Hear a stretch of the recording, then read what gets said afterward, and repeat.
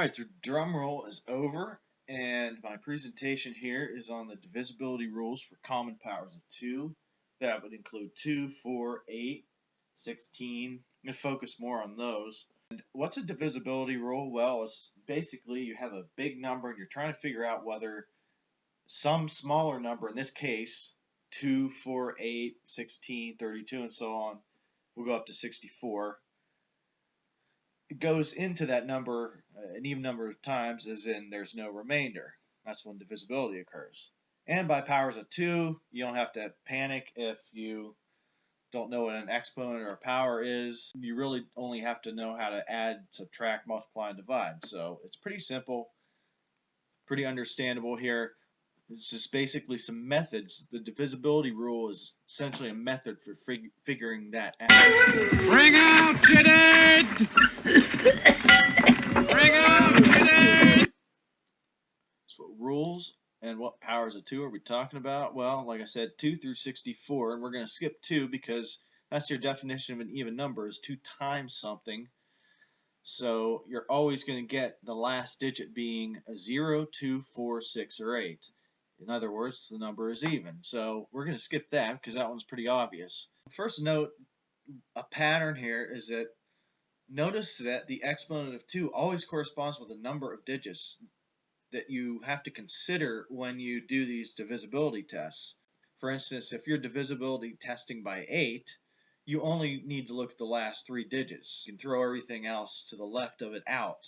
Proving divisibility by 2 to the n proves divisibility by 2 to powers up to n. Let's say you have 16, which was 2 to the 4th, and that 4 would be n. That's your exponent there.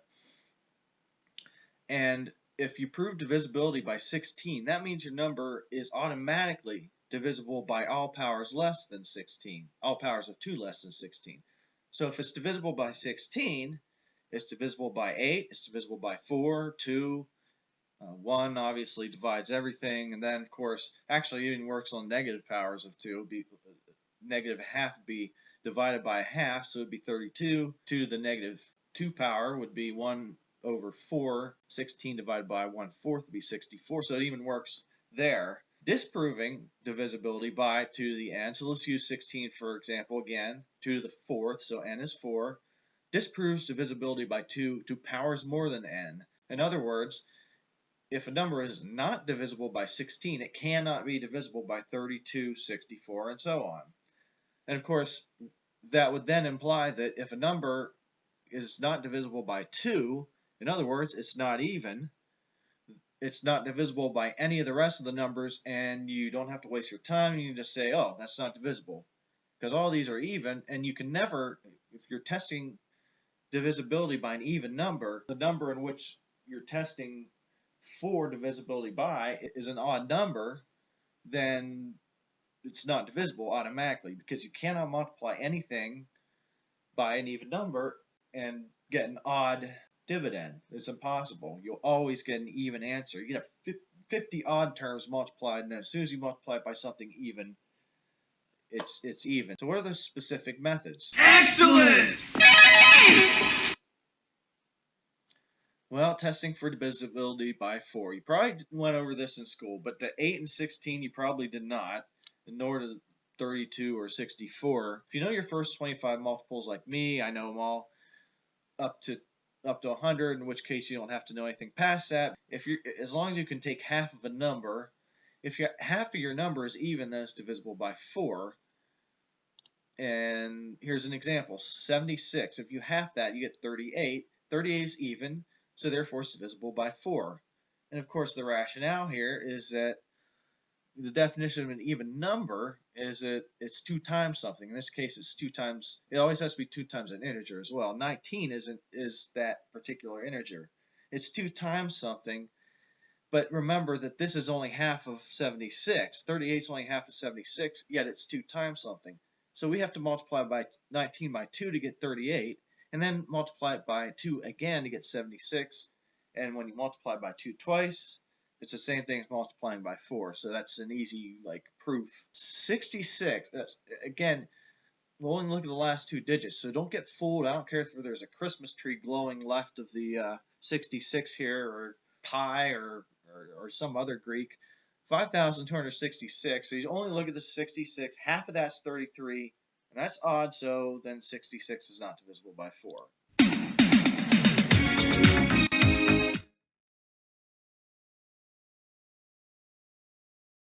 you my method here. Divide the ones digit by 2. So already we're assuming the number's even, so you can evenly divide the ones digit by 2, and that's an integer. You add that integer to the tens digit, and if that sum is even, then your original number is divisible by 4. So 96, which is 4 times 24.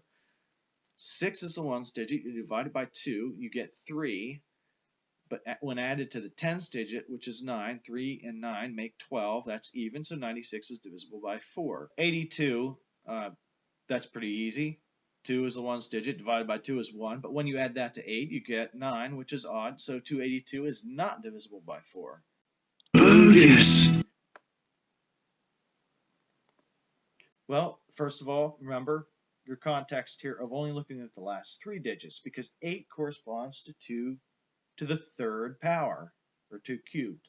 The same concept as when you halved 4 and then look for that number being even. If you have a number twice, and then that number is even, then your original number is divisible by 8. And that's, of course, due to the fact that if you halved it twice, you have to multiply back by 2 twice, so it's multiplied by 4, and then multiplied by 2, so that's multiplied by 8. Multiply the hundreds digit by 4, and add to the value of the last 2 digits. So, for example, 472. Hundreds digit is 4. 4 times 4 is 16. You add that to the value of the last 2 digits, 72. So 16 and 72 make 88, which you can see is a multiple of 8. And of course, this always has to be an integer, which is 11. So another example, 4,188. Again, don't be fooled by the 4. Look at the last 3 digits, so you're looking at 188. Well, that's pretty easy. 1 times 4 is 4, plus 88 gives you 92. That's a multiple of 4. It's 4 times 23, but not 8. So there we disproved it. Who let the dogs out? Who let the dogs out?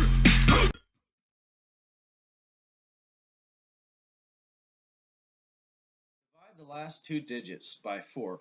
Because we know that the last 2 digits are divisible by 4, because to be divisible by 8, you have to be divisible by 4.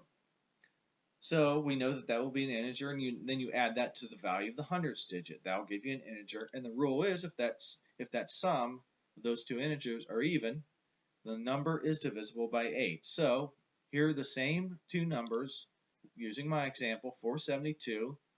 You look at the last 3 digits, 472, but you look at 72 and then you divide that by 4, and if you're a golfer and you follow a 4-round tournament, unless it goes to a playoff or something, 18 holes of golf per round times 4 rounds gives you 72 holes. Add 18 to the value of the hundreds digit, which is 4. 4 plus 18 gives you 22, that's even, and so there by my rule, it's 472 is divisible by 8. So that passes, so you expect the next one not to pass. Big fat F. Bzz, fail. Epic fail. Okay, last 3 digits, so you're ignoring the 4. 188. Well, 88, the last 2 digits divided by 4 gives you 22, but then when you add 1, you get 23, which is odd, so 4,188 and also 188 are not divisible by 8. Divisibility by 16. 16 is to the 4th power, so you only look at the last 4 digits. And this one, you do the same thing you did for 8 right here. This is all the same, except now you're adding on the product of the thousands digit and 8. So here's how it works. Here's an example, 5,568. I've color-coded things to try to make it simpler so you don't get everything confused. So 5 times 8 gives you 40. Then you're adding that to this product, 5 times 4, which gives you 20. And then the last 2 digits are 68. So 40 plus 20 plus 68 is 128, which gives you a multiple of 16. It's 16 times 8. Well, if you add the exponents when you're multiplying here, 2 to the 4th times 2 cubed, if you can imagine that, 4 plus 3 is 7. 128, of course, would then be 2 to the 7th. 18,192. So color coding everything, notice that this is whited out, so you ignore it, throw it away. So you look at 8192, well, 8 times 8 gives you 64. 1 times 4, it's easy, gives you 4. And then plus 92, last two digits. So 64, 4, 92 gives you 160, which is pretty easy to tell. It's just times 10. And that's an integer, so therefore you've proven divisibility. So now using my method, wow, I get through a slide without something goofy happening. Divide the last two digits by 4 and add this quotient to the number 4 and by the thousands and hundreds digit. This time it has to be divisible by 4 using my method. So divide the last two digits by 4. So the number 4 and by these two digits is 55. And then the last two digits are 68. And you know that to be divisible by 16, obviously it's divisible by 4 and 8. So anyway, 68 divided by 4 gives you 17. When you add 17 back to 55, you get 72. And 72, of course, as I just mentioned, is divisible by 4. So 5568 is divisible by 16. So now moving on to 32. I'm too sexy for my love, too sexy for my love, love's going to leave me.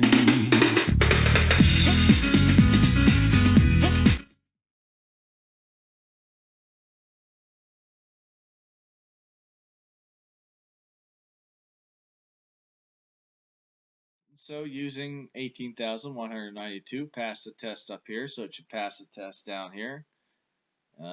Using the same method, you're looking at, don't let the 1 fool you, you're looking at 81, remember thousands, hundreds digit, 81, and then 92.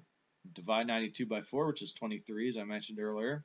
23 added to 81 gives you 104, which last two digits are 04. Of course, that's divisible by 4. So that's 26 times 4. So therefore, this passes the test. You're gonna die, clown! So 32 and 64, I'm not going to spend too much time on because it's just a bunch of number crunching. It's just kind of the same things, just adding another step mostly. Hiya, Bobby. Hi, Ken. You wanna go for a ride? Sure, Ken. Jump in. I'm a Barbie girl in the Barbie world. So you look at the last 5 digits. Since 32 is 2 to the 5th. So this time you're doing everything you did when you tested for 16, but now you're going to add the 10,000ths digit by 16. 2 times 16, that gives you 32. 3 times 8 gives you 24. 4 times 4 gives you 16, plus 56. All that total gives you 128. An integer multiple of 32. That's 4 times 32. Now, 438,816. Ignore the 4, and again, 3 times 16 gives you 48. 8 times 8 gives you 64. 8 times 4 gives you 32, plus 16, 160. 5 times 32. Little trick to multiplying by 5, if you didn't already know. Pretty easy. If you can half a number, well, 16 is half of 32. And then if you just multiply back by 10, 16 times 10 is 160. I have a method, and it involves, it's almost reminds me of the chain rule in calculus. You have to then test divisibility by 8. So kind of the same, similar concept. You're looking at preceding digits. You're adding that to the last two digits divided by 4. And that has to be divisible by 8. 23,456, last two digits, 56 divided by 4 gives you 14. 14 added to 234 gives you 248. You then check that for 8. If you remember that rule, well, you do the same thing. Divide the last two digits, 48, by 4. That gives you 12. Added to 2 gives you 14. And remember, for 8, that had to be even, so 14 is even. 248 is divisible by 8, so 23,456 is divisible by 32. It's magic. 438,816 Last two digits divided by 4. 16 divided by 4 is 4. Plus 388, you ignore this 4 over here. 4 plus 388, that's pretty easy, 392. Of course, 400 is 50 times 8, so you know that 8 less than that would be 49 times 8. There's a rule for 49, too, that you add 5 times the ones digit after breaking it off. It's 39 plus 10 is 49, and that works every time as well. That's for another presentation using my method. 92 divided by 4 is 23, plus 3 is 26, and that's even. So this whole thing is divisible by 32. And that.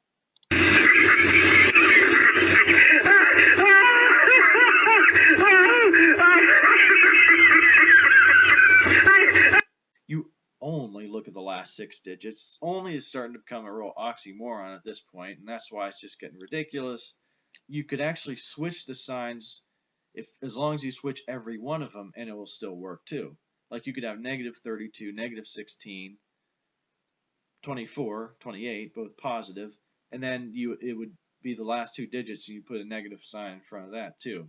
Just number crunching here, 1 times 32 gives you 32.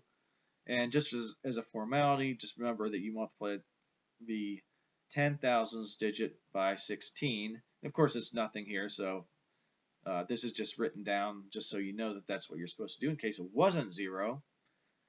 Then 3 times minus 24 gives you minus 72. I took out the negative sign. Since you're adding everything, the same thing as adding negative 72 is the same thing as subtracting 72, so that's over here. Then you have 2 times negative 28. Again, bringing out the negative sign, so it's minus 2 times 28, which is 56. And then finally, 32. You sum all this up, and you get negative 64. And again, if you get 0 or a positive or a negative integer, as long as it's divisible by 64, and once you divide this by 64, you get negative 1. That's fine. It works.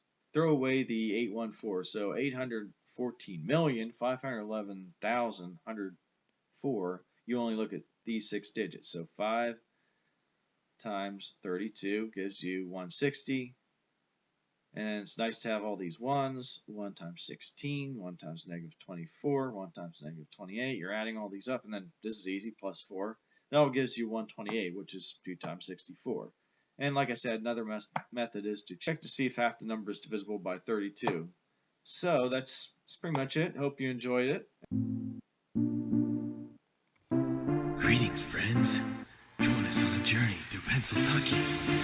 I know a place where the roads are filled with potholes. Snow kicks our ass, and the salt destroys our vehicles.